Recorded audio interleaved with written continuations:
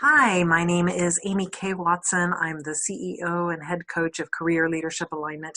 And what I wanted to talk with you about today is this dynamic that happens sometimes when we're emailing with somebody, could be in a conversation with somebody, but it just starts to feel like they're not listening to you. And that can be just so deeply frustrating.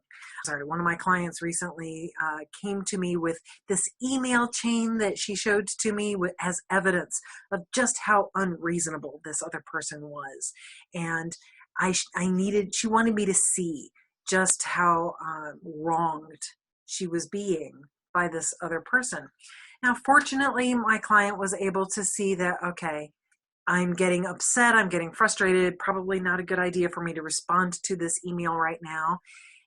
That's such a great skill to develop. It's important to recognize that if you are in an emotional place at all, stay away from writing. I mean, at the very, very, very least, when you start putting stuff in writing, you're creating a paper trail. Somebody can use that as evidence in a warning or a termination, and you just don't want to provide that. So when you're feeling upset, stay away from the keyboard. If possible, pick up the phone.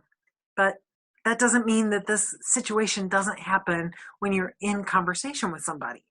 You can be talking to somebody and listening to them, and even in person, and still get frustrated that they're not listening to you. When that happens, there's two simple steps that you can take to help make everything so much better. First step, recognize it's a communication mismatch. Neither one of you is in the wrong. Neither one of you is to blame. It's just a mismatch. That's all it is. You have your frame of reference. They have their frame of reference. They don't match up. That's okay. That's not a big deal. The second step is what you can do about that mismatch, and that is slow down and ask questions. Listen carefully. What are the words that they are saying? And start picking out any words that you think could be problematic in the communication.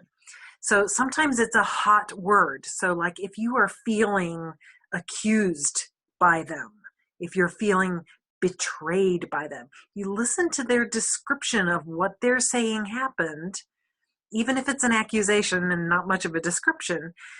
Pick out the word that bothers you the most. Let go of the reactivity that you're feeling and just say, I'm not sure I understand. Help me understand. What do you mean when you say this? Or even just repeat the word back to them and say, tell me more. If you can slow down, if you can just get curious and start inviting them to not just say the same thing over and over again, but invite them to expand on it, to even explore the idea, to tell you more, then you're going to get a lot more context. You're going to get a lot more of their frame of reference, and you're going to be able to understand more of their perspective. As you get more of that from them, then you're going to be able to find that place of overlap, even without saying more yourself, although you may also do that. You might hear them define a word and you can say, oh, well, when I use that word, I'm typically focusing more on this other thing. And I'm wondering, do you ever mean that? Try not to get caught up in which definition is correct, because that doesn't matter. What matters is that you get to a meaning that you can share. And it doesn't matter if dictionary, it doesn't matter. Let it go. So as you're able to engage people in conversation, let go of the fear, let go of the defensiveness, just work it out. Stay in conversation, become fascinated by these difficulties that we humans have.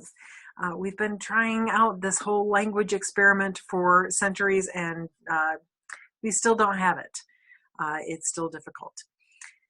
All right, my friends, I'd love to hear what you think. I invite you to go to careerleadershipalignment.com, sign up for the free gift that's available there, and just start the conversation. I look forward to connecting with you, getting to know you better.